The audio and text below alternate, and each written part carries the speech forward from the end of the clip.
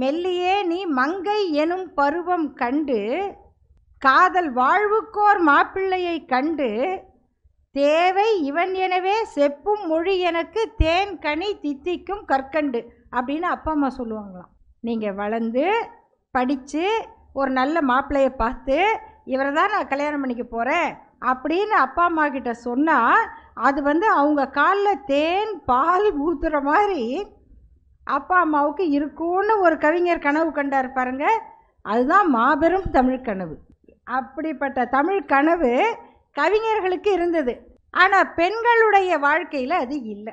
அங்கேருந்து பெரியார் கேட்டார் ஒரே கேள்வி, பெண்கள் என்ன பண்ணணும்? நாங்கள் சமைக்கணும், அப்புறம் குழந்தை பெற்றுக்கணும், அப்புறம் அவ்வளோதான். இதுக்காக பிறந்து வாழ்றாங்க வளர்றாங்க. ஒரு பொண்ணு எம்ஏ படிக்கிறாங்க. அந்த பொண்ணை ஒருத்தர் மாப்பிள்ளை பெண் பார்க்குறாரு. பார்த்து முடிச்சுட்டு போன உடனே அவங்க குடும்பத்துல ஃபோன் பண்றாங்க. என்ன தெரியுமா, எம்ஏ படிச்சிருக்கு பரவாயில்ல, ஆனா எங்க ஃபேமிலிக்கு வேலைக்கு போக வேண்டாம், வேலைக்கு போக வேண்டாம். அப்ப பெண்ணோட அப்பா அம்மா என்ன சொல்லணும்? இல்லைங்க நீங்க வேற வழியை பார்த்துக்கலாம். ஆனா அப்பா அம்மா என்ன சொல்றாங்க? சரி அதெல்லாம் எங்க பொண்ணு அட்ஜஸ்ட் பண்ணிக்கணும். அப்புறம் அந்த பொண்ணுகிட்ட சொல்றாங்க, அம்மா நீ அவங்க வேலைக்கு போக சொன்னா போறான், இல்லைன்னா வீட்டில் இருக்கலாம். அதுக்கு அவ்வளோ கஷ்டப்பட்டு அந்த பொண்ணு எம்ஏ படிக்க வேணுமா? அந்த பையனை பார்த்து நம்ம சொன்னா ஒத்துக்குமா? ஒரு டாக்டர் பையன் ஒரு டாக்டர் பொண்ணை கல்யாணம் பேசுறாங்க. அந்த பையன் அந்த பொண்ணை கேட்குறாரு, நீ என்ன படிக்கிற? நான் ஹவுஸ் சர்ஜன்சி படிக்கிறேன், எம்எஸ்சி அது எம்பிபிஎஸ் முடிக்கிறேன், இப்போ ஹவுஸ் சர்ஜன்சி, மேலே என்ன படிக்க போகிற? மேலே சர்ஜன் ஆகணும்னு நினைக்கிறேன். அதெல்லாம் வேண்டாம். நீ யாரா வேணாங்கிறதுக்கு? அந்த பொண்ணு கேட்குது, என்னப்பா இது? இல்லை இல்லை சர்ஜன்லாம் வேண்டாம், என்ன படிக்கலாம்? நீ ஆப்தமாலஜி படி. எது? ஆப்தமாலஜி படி. ஏன் அப்படின்னா லிமிட்டட் டைம் வீட்டில் இருக்கலாம், குழந்தைய பெற்றுக்கலாம், வளர்த்துக்கலாம்.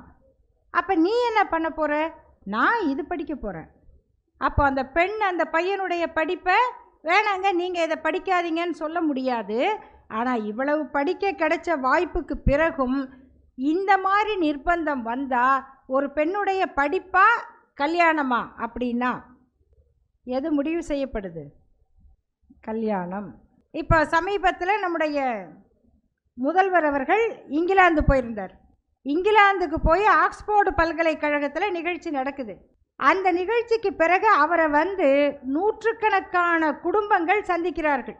அந்த நூற்றுக்கணக்கான குடும்பங்களில் ஒவ்வொருவரும் உயர்ந்த இடத்துல இருக்காங்க.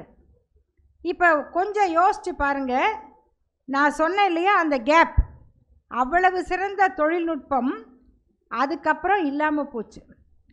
அவ்வளவு சிறந்த அறிவு அப்புறம் படிப்பில்லாமல் ஆக்குச்சு.